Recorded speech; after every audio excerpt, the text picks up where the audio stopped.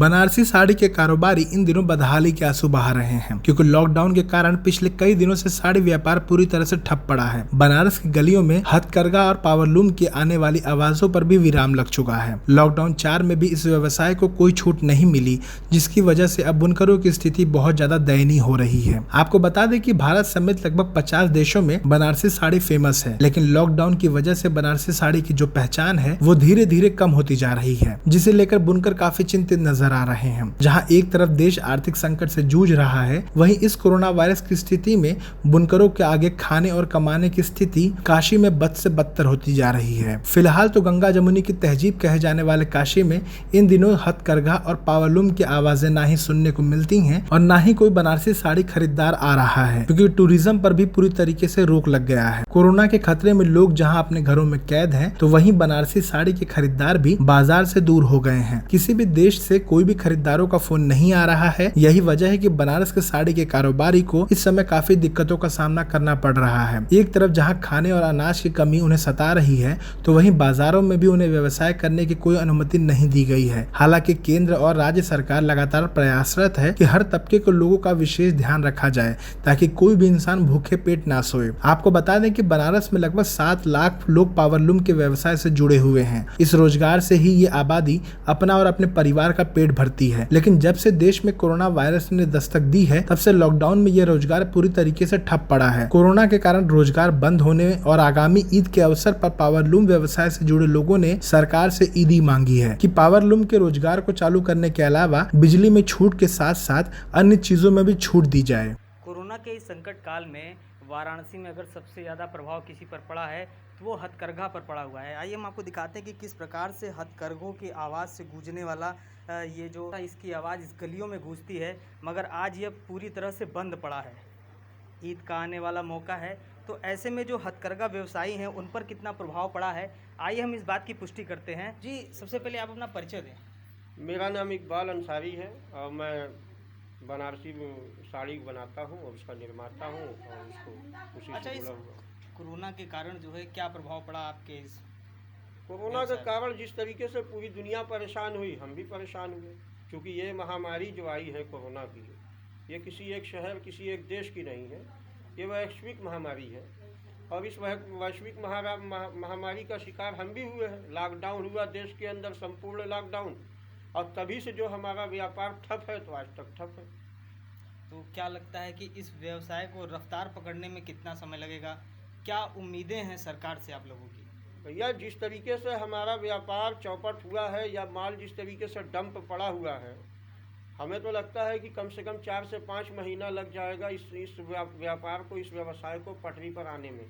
सरकार से हमारी उम्मीदें यही है कि जब हमारी कमाई नहीं है, जब हम किसी तरीके का कोई व्यापार नहीं किए, कोई इनकम नहीं किए, और उल्टे जो हमसे जुड़े हुए जो मजदूर हैं, जो गरीब तबके के लोग हैं, उनकी हम लोग जितना हो पा रहा है अपने तरीके से हम लोग सहायता कर रहे हैं, ताकि उनका परिवार ढंग से जीवन यापन कर सके। तो सरकार से हम उम्मीद यही रखेंगे कि हमारी बिजली के बिल में छूट दे हमको, कम से कम 4-5 महीना हमारी बिल ना लिया जाए। उसके बाद सरकार हम जैसे जल कर है, गिरी कर है, नगर निगम के जो और भी बहुत सारे टैक्स हैं, उन सब चीज़ों से हम बुनकरों को राहत दे, आज़ादी दे। और हम लोग तो माननीय प्रधानमंत्री जी के संसदीय क्षेत्र के वासी हैं, बड़े हम लोग भाग्यशाली हैं। लेकिन हम लोगों को लगता है कि प्रधानमंत्री जी से जो हम लोगों की अपेक्षाएं, जो आशाएं थी, वो शायद पूरी नहीं हुई। अभी एक पैकेज आया, महा पैकेज जिसको हम लोग बोलते हैं, लगभग 20 लाख करोड़ रुपए का, जो कि हिंदुस्तान की जीडीपी का लगभग 10% है। लेकिन हमने 3 दिन बराबर जो है उसकी प्रेस कॉन्फ्रेंस करके निर्मला सीतारमण जी ने सारी बातें, किस किस सेक्टर को कितना दिया गया, सारी बातें बताई, लेकिन एक जगह भी बुनकर का नाम नहीं आया। आप बताइए कि हिंदुस्तान के अंदर कृषि के बाद अगर सबसे ज़्यादा रोज़गार किसी चीज़ से मिलता है तो वो बुनकरी से मिलता है, क्योंकि इंसान की 2 ज़रूरी चीज़ें हैं जिसके बिना नहीं रह सकता इंसान। एक खाना, एक कपड़ा। खाने के बिना कोई जीवित नहीं रह सकता और कपड़ों के बिना इस सभ्य समाज में कोई रह नहीं सकता। तो जिस तरीके से ज़रूरत किसानों की है कि वो हमें पेट भरने के लिए देते हैं, तो वैसे ही ज़रूरत इस देश को बुनकरों की है, इसलिए कि हम देश को तन ढकने का काम करते हैं। नाम महबूब अली है, मैं एक बुनकर हूँ। महबूब अली जी, बनारस में एक तबका जो ऐसा है जिसकी लगभग 7 लाख के करीब आबादी है, उनकी हुनर इस समय क्यों रुकी हुई है, क्या वजह है? लॉकडाउन की वजह से रुका हुआ है, लेकिन ये सर एक तबके का बात नहीं है, इसमें हर तबका जुड़ा हुआ है। इसमें किसी एक को ये ना कहा जाए कि बुनकर सिर्फ मुस्लिम ही है, नहीं नहीं, ऐसी कोई बात नहीं है।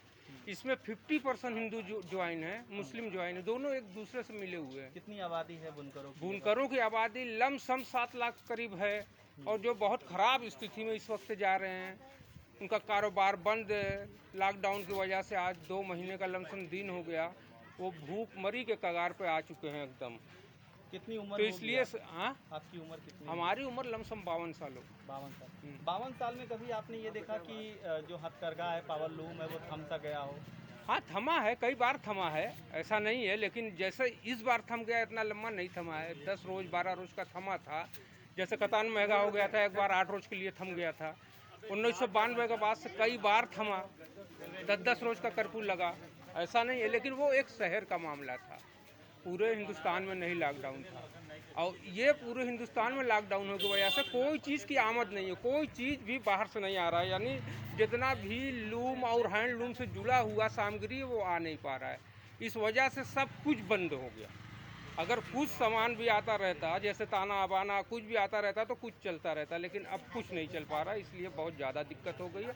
आदमी भुखमरी के कगार पर आ चुका है, और सरकार की तरफ से इधर किसी भी गरीब एरिया में, चाहे हिंदू हो चाहे मुसलमानों, किसी तरीके की सहायता नहीं पहुंची है। हथकरघा जो पावर लूम है, क्या उस पर धूल उल जमे या साफ आप करते हैं उसको? वो तो रोज़ थोड़ा बहुत चलता है कि चला दो भाई, उस पर गर्दन ना हो, उस पर जो है तो खराबी ना हो, उसका फन्नी जाम ना हो, मतलब बहुत सा चीज़ होता है। तो इस वजह से थोड़ा बहुत लोग जो है तो साफ़ सुफ करते रहते, लेकिन कब तक साफ़ करेंगे? 1-2 रोज़ का मामला रहे तो साफ़ कर दे। जहाँ 2 महीने से बंद है, कै रोज़ साफ़ करेंगे? जब उसको चलना ही नहीं है तो कै रोज़ साफ़ करेंगे? इन गलियों में अगर लॉकडाउन की पहले की बात करें तो क्या आवाज़ें सुनने को मिलती थी? बहुत अच्छी आवाज़ें सुनने को मिलती थी। हर लंग खटपट खटपट जो है तो चलती थी लूम, हर घर में, हर जगह से आवाज़ें मिलेगी आपको। हैंडलूम की भी आवाज़ मिलती है आपको।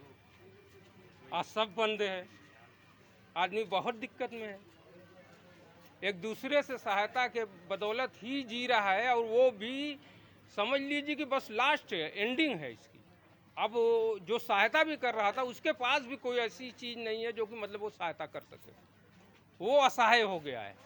बनारस की आधी आबादी से भी ज़्यादा जो लोग हैं वो इस बुनकरी के व्यवसाय में लगे हुए हैं, और प्रधानमंत्री लगातार बुनकरों और असहायों के हितों की बात करते हैं। तो इस ईद में, आने वाली ईद में जो तोहफा सरकार से ये लोग उम्मीद कर रहे हैं, देखते हैं कि आखिर वो कहाँ तक पहुँचता है, सरकार उस पर कितना खरा उतर पाती है। वाराणसी से न्यूज़ बकेट के लिए विकास श्रीवास्तव। पेश है न्यूज़ बकेट हिंदी मासिक पत्रिका। पढ़ें इस महीने की पूरी खबर विस्तार से हमारे न्यूज़ बकेट की मैगजीन में। हमारी ई मैगजीन को मुफ्त में पढ़ने के लिए अभी लॉगिन करें www.newsbucket.in पर। इसके अलावा रोज की ताज़ा खबरों के लिए हमारे YouTube चैनल को तुरंत सब्सक्राइब करें।